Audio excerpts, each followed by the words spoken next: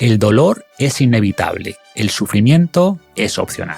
Seguramente habrás escuchado esta frase antes y aunque no proviene directamente de un filósofo estoico, encierra la esencia de cómo esta antigua escuela de pensamiento abordaba una de las experiencias humanas más universales, el dolor. En este episodio exploraremos cómo los estoicos no solo soportaban el dolor, sino que lo transformaban en una oportunidad para cultivar la virtud, la fortaleza y la resiliencia. Tanto si hablamos de dolor físico como emocional, los estoicos dejaron un mapa claro para enfrentar esta adversidad con sabiduría y serenidad. Pero, como siempre, me gusta combinar la filosofía clásica con la ciencia reciente y veremos también qué nos puede enseñar la ciencia del dolor para lidiar con esta incómoda sensación. Te llevarás estrategias concretas que podrás aplicar en tu día a día para transformar tu relación con el dolor o agilizar la recuperación de una lesión. Antes de entrar en materia, te recuerdo que La Ciudadela Interior es el proyecto que acompaña a mi libro Invicto, que te recomiendo leer si quieres aprender más sobre estoicismo práctico. Además, hace unos meses publicamos la versión ilustrada de Invicto, que quedó muy bonita, con una maquetación muy cuidada y las ilustraciones de Alex Maese que ayudan a entender los conceptos del estoicismo y aplicar sus principios. Si ya lo has leído, puedes comprar una copia para regalar o leerlo en otro idioma para practicar. Está ya disponible en inglés, alemán, francés, ruso, coreano, búlgaro y varios idiomas más. Y otra manera de apoyar es simplemente dejando un comentario en Amazon, que siempre ayuda. Y encontrarás todos los enlaces en las notas del episodio. Volviendo al tema de hoy, el dolor, los estoicos lo veían como un indiferente no preferido.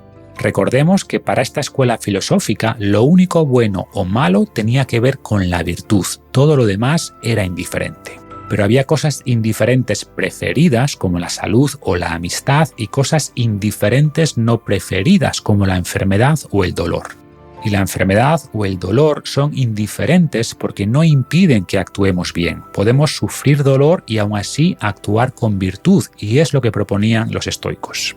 Lo que ha sucedido te impide actuar con justicia, generosidad, autocontrol, cordura, prudencia, honestidad, humildad, franqueza y todas las demás cualidades. Recuerda este principio cuando algo amenace con causarte dolor. La cosa en sí no fue una desgracia en absoluto. Soportarla y superarla es una gran fortuna. Marco Aurelio. Marco Aurelio tuvo que lidiar con muchos tipos de dolores crónicos en su edad adulta, desde úlceras a fuertes dolores en el pecho. Epicteto fue maltratado en su época como esclavo, le rompieron una pierna y eso derivó en una cojera con dolorosas secuelas. Pero ninguno de ellos permitió que esos dolores interfirieran con sus buenas acciones. Y hablamos de una época donde había pocas opciones eficaces para lidiar con el dolor. No contaban con ibuprofeno ni paracetamol. Las cirugías se hacían sin anestesia y muchas infecciones eran una sentencia de muerte. Y ya en aquel momento, los estoicos llegaron a una conclusión que escapó a la ciencia durante mucho tiempo, y es que el dolor tenía mucho que ver con nuestra opinión sobre él. Por eso, vamos a empezar analizando qué es realmente el dolor. Hay varias formas de definir el dolor, pero la Asociación Internacional para el Estudio del Dolor lo define como una experiencia sensitiva y emocional desagradable asociada a una lesión tisular real o potencial. Y este añadido de potencial es un conocimiento relativamente reciente. Hasta hace no mucho se pensaba que el dolor se originaba por un tejido dañado. Ese daño activaría los receptores de dolor del tejido y esto enviaría la señal de dolor al cerebro. Hoy sabemos, sin embargo, que los tejidos no tienen realmente receptores de dolor, sino que los llamados nociceptores capturan simplemente estímulos mecánicos, térmicos o químicos. Esta información llega al cerebro que la combina con mucha otra información de contexto para decidir si genera una señal de dolor o no y decide además qué intensidad darle a esa señal. Es decir, el dolor es una señal de salida del cerebro, no una señal de entrada. Y esta señal depende de la información que recibe el cerebro de los tejidos, por supuesto, pero también de la información que recibe del entorno y de la información que imagina sobre el futuro. Por ejemplo, si estás peleando por tu vida contra un atacante que tiene un cuchillo, es casi seguro que durante la pelea no vas a notar ningún dolor, incluso si recibes múltiples cortes profundos. El motivo es que tu cerebro entiende que en ese momento la prioridad es luchar con toda tu energía y atención y el dolor sería una distracción. Solo una vez que, con suerte, estás a salvo y el peligro ha pasado, te darás cuenta de tus heridas y aparecerá el dolor. Este es un ejemplo claro de daño sin dolor, y hay otros muchos ejemplos. La mitad de las personas de más de 40 años que no reportan ningún dolor tienen en realidad múltiples daños en sus columnas vertebrales y rodillas, protusiones, degeneración de cartílagos y un largo etcétera, pero eso no les produce ningún dolor ni afecta su función.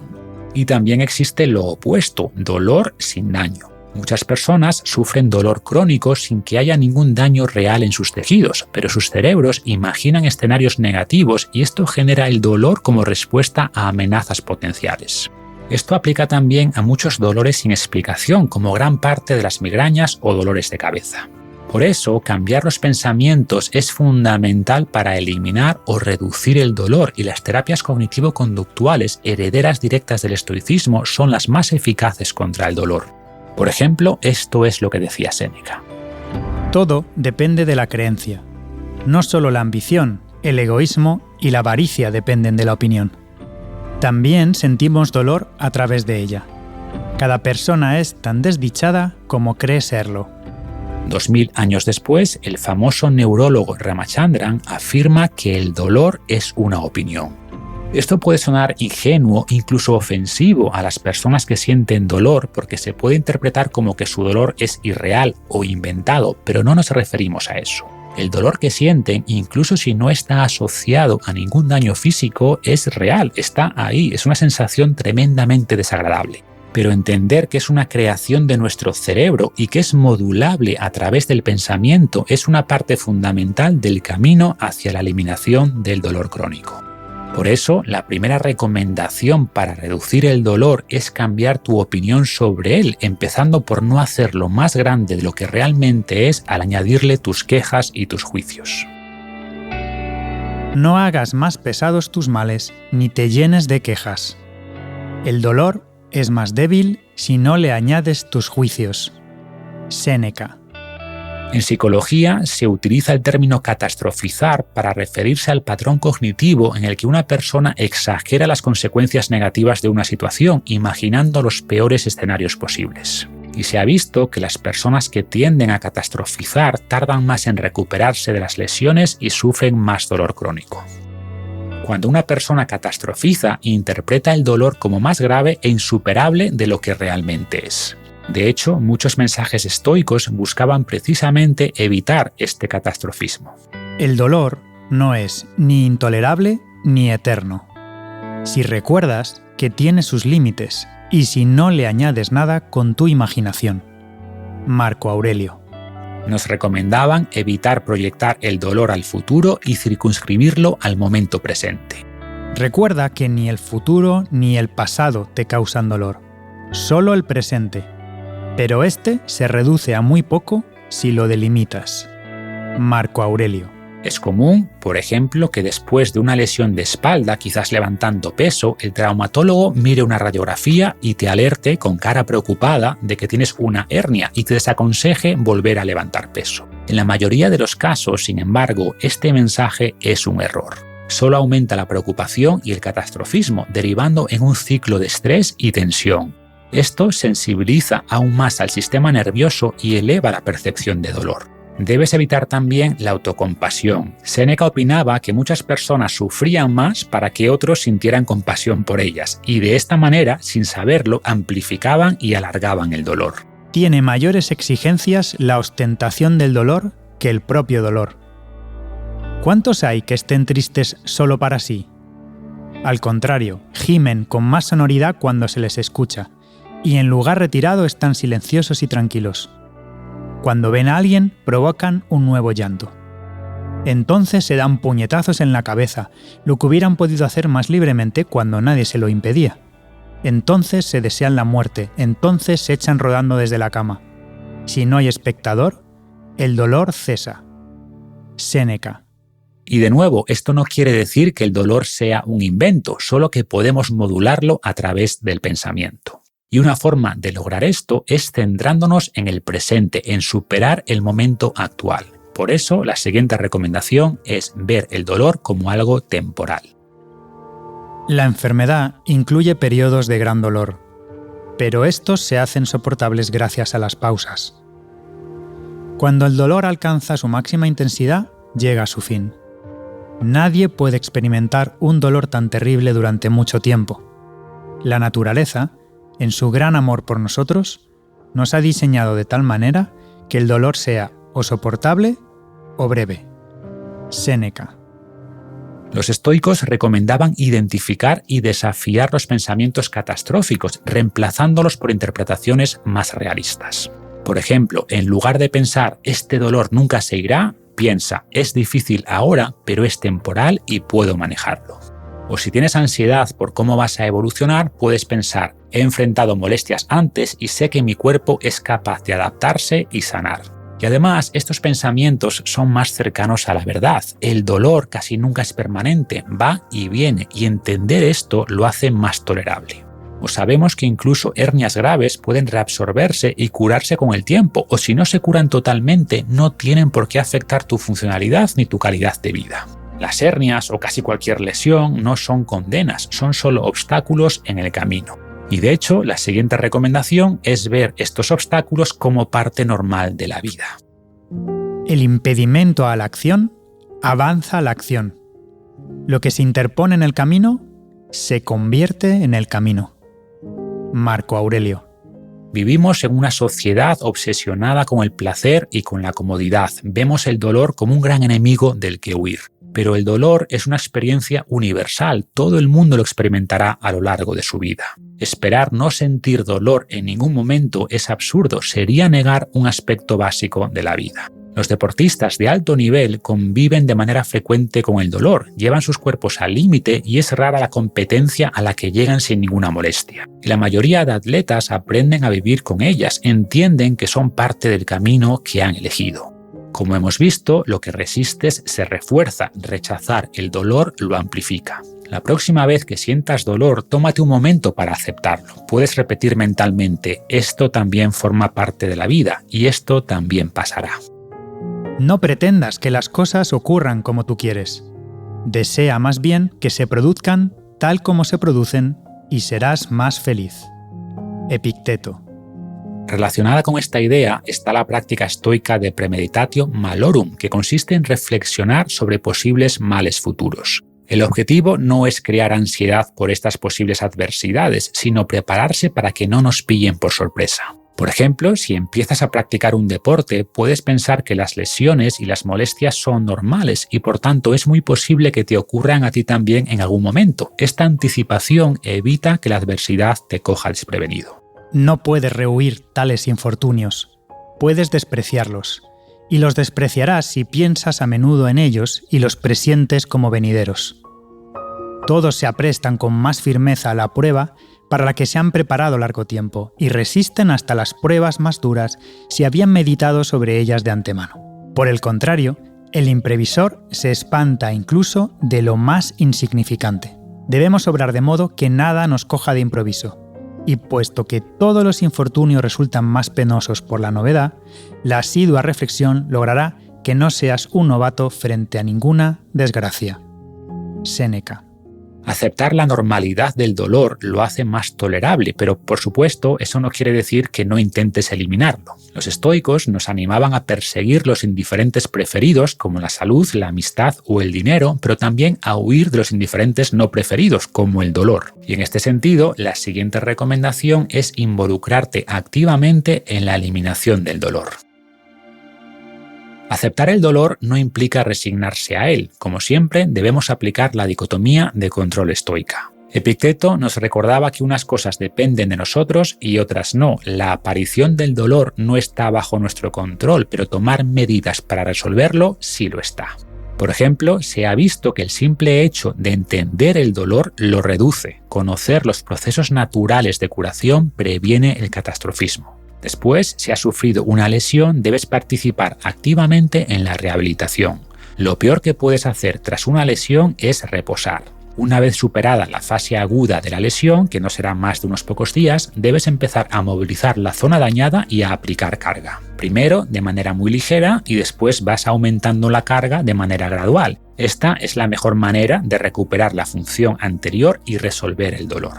Por el contrario, si dejas de aplicar carga en los tejidos durante semanas o meses, la atrofia y la pérdida de capacidad serán muy grandes y eso aumenta el riesgo de que se cronifique el dolor. El descanso a veces está lejos de ser reparador. De ahí nuestra necesidad de ser estimulados hacia una actividad general y de mantenernos ocupados con actividades de la naturaleza adecuada, especialmente cuando somos víctimas de ese tipo de ociosidad que se cansa de sí misma.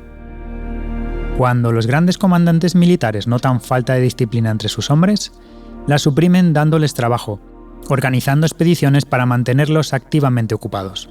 Las personas que están realmente ocupadas nunca tienen suficiente tiempo para volverse caprichosas. Y no hay nada tan cierto como el hecho de que las consecuencias dañinas de la inactividad se disipan con la actividad. Séneca.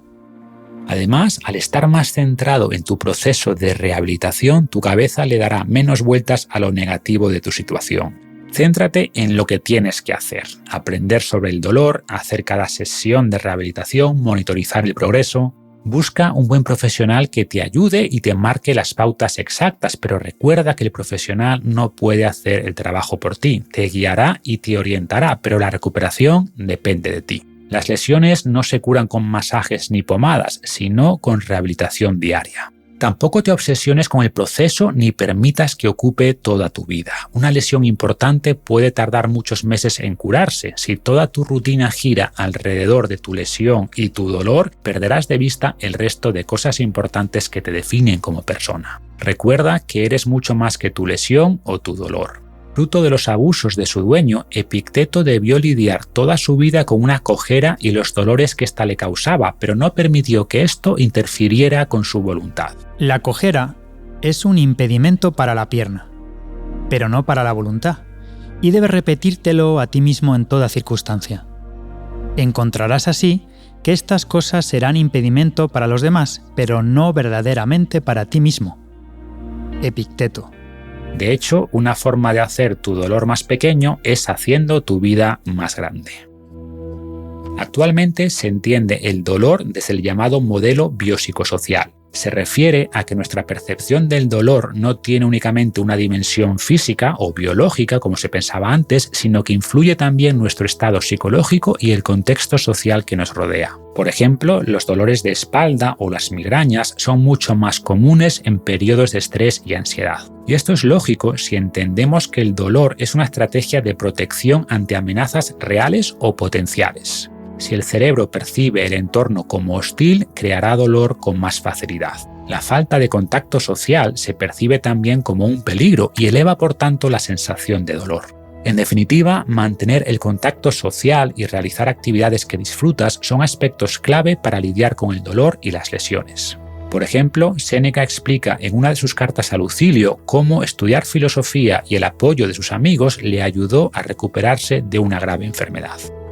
Ahora te contaré qué me consoló durante aquellos días, declarando desde el principio que estos mismos apoyos para mi tranquilidad mental fueron tan eficaces como la medicina. La consolación honorable resulta en una cura, y todo lo que eleva el alma también ayuda al cuerpo. Mis estudios fueron mi salvación. Le atribuyo a la filosofía el mérito de haberme recuperado y de haber recobrado mi fuerza. Le debo mi vida a la filosofía, y eso es lo menos que le debo. Mis amigos también contribuyeron enormemente a mi buena salud. Solía consolarme con sus palabras alentadoras, con las horas que pasaban junto a mi lecho y con su conversación. Nada, mi excelente Lucilio, refresca y ayuda tanto a un enfermo como el afecto de sus amigos. Séneca. Séneca recomendaba también intentar disociar la mente o el espíritu del cuerpo y prestar menos atención a este último. Sin embargo, la razón por la cual los inexpertos son impacientes cuando sus cuerpos sufren es que no se han acostumbrado a estar satisfechos en espíritu.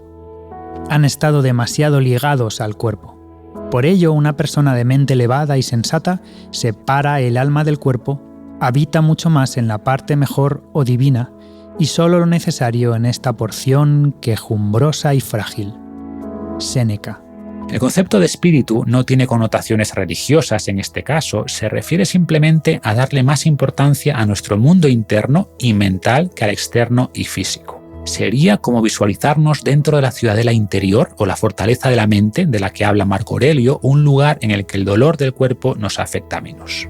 Que la parte de tu espíritu que guía y gobierna permanezca imperturbable ante los movimientos de la carne, ya sean de placer o de dolor, y que no se una a ellos, sino que se limite a sí misma y restrinja esas afecciones a sus propias partes.